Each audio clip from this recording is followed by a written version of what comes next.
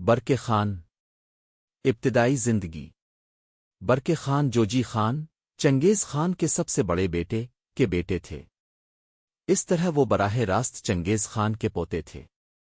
ان کے بھائی باتو خان نے گولڈن ہورڈ کی بنیاد رکھی تھی۔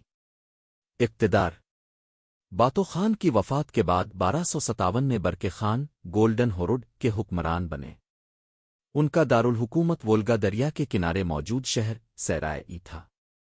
اسلام قبول کرنا برقع خان منگول حکمرانوں میں پہلے تھے جنہوں نے اسلام قبول کیا۔ کہا جاتا ہے کہ وہ ایک تاجر کے ذریعے اسلام سے متعارف ہوئے اور پھر قفقاز کوکسس کے علاقے میں جا کر اسلام قبول کیا۔ وہ اسلامی تعلیمات سے متاثر تھے اور اپنے رعایا میں اسلام کو پھیلانے کے خواہش مند تھے۔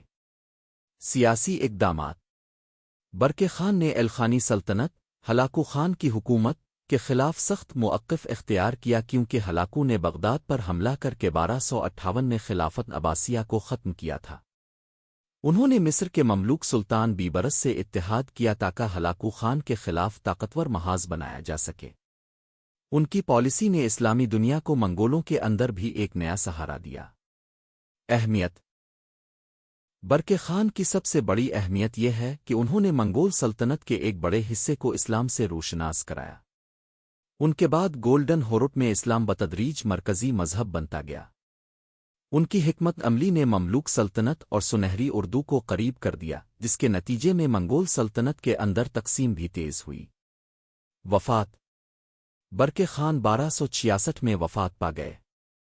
ان کے بعد گولڈن ہورڈ کی قیادت دوسرے منگول شہزادوں کے ہاتھ میں آئی، لیکن اسلام کی بنیاد جو انہوں نے رکھی تھی آگے چل کر اور بھی مضبوط ہوتی گئی۔